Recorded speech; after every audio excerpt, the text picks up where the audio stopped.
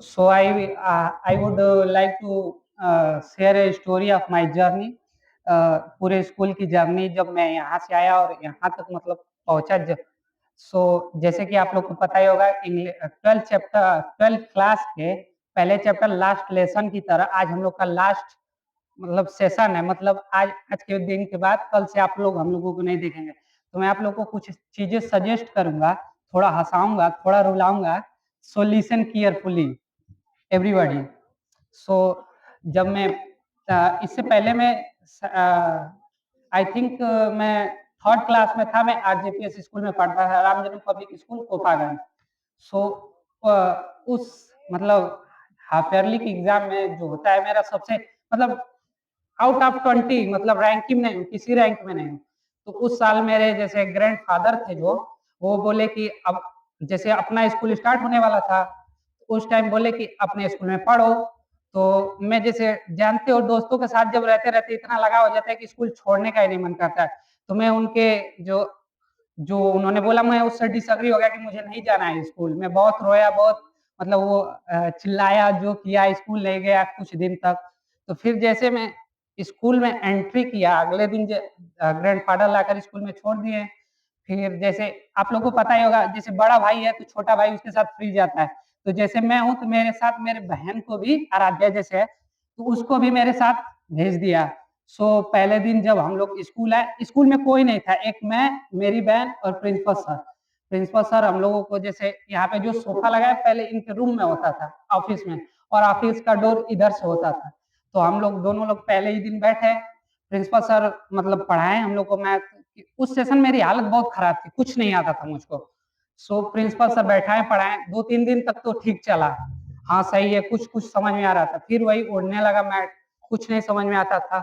तो फिर जैसे एक साइड आराध्या बैठती थी, एक साइड में बैठता था। तो प्रिंसिपल सर उस दिन मुझे दिखा इनका, जैसे टीचर अगर पढ़ाता है तो कोई पट से पता ही नहीं चला क्या हुआ, कहाँ से आया। फिर इसी तरह मैं डेली मार खाता रहा उस सेशन में पूरे। और उस मतलब हाफ ईयरली में मेरा आया 93%। लेकिन मैं खुश नहीं था क्योंकि पिटाई तो अभी भी हो रही थी, खुशी आ ही नहीं रही थी। तो फिर मैं सोचा पिटा ही रहा हूं तो अकेले क्यों पिटाऊं भाई। तो फिर मैंने स्ट्रेटेजी लगाई और मैं प्रिंसिपल सर के साथ धीरे धीरे कनेक्शन बनाते बनाते इतना चालाक और मतलब समझदार हो ही गया था कि अकेले पिटाने में कोई फायदा है नहीं। तो फिर अपने जैसे होता है ना, एक दोस्त सबका होता होगा, जो होता है लंगोटिया यार, होता है सबके पास होता है, जो बचपन से आपके साथ है। तो जैसे सबको पता होगा मैं गौरव के साथ रहता हूँ हमेशा।